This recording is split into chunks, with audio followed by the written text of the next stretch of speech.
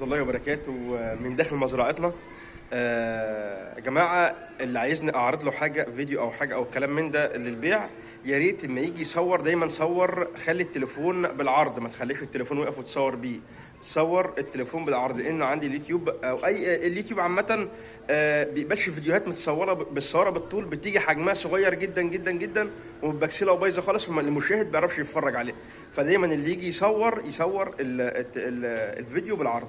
انا هعرض النهارده الموجود معانا باذن الله تعالى وبكره، لكن بعد كده يا جماعه اللي عايزنا اعرض له حاجه على النت تمام او على اليوتيوب، يا ريت يا ريت يا ريت يصور بالعرض. طبعا تحياتي لكل الناس الجميله اللي منوراني. النهارده باذن الله تعالى يا جماعه معانا فيديو لانتايه، هنبتدي نعرضها لكم. نتايه كويسه، هي مبعوث لي لها فيديو صور. طبعا انا ما برضاش اتكلم في حته السعر عشان خاطر محدش يزعل خالص مني، تمام؟ ان انا بتكلم في سعر، ان في ناس زعلت مني يا محمد انت بتعرض وكتر خيرك بس بلاش تتكلم في سعر كتير او قليل. احنا ممكن نتعامل مع الزبون ونتكلم معاه، هي دايما حته بتزعلني.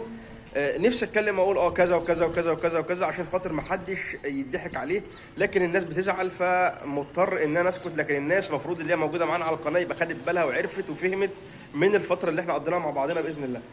طبعا هعرض لكم النتائج يا جماعه وانتوا شوفوا بقى ورايكم. تحياتي للجميع والسلام عليكم ورحمه الله وبركاته.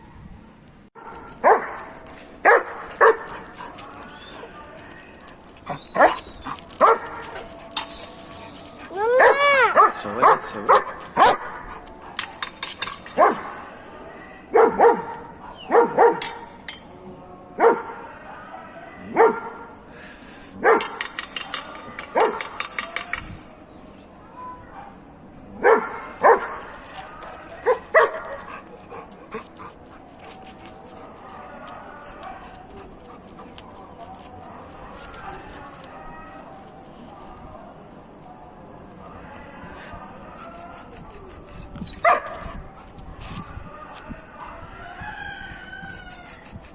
ليزا ها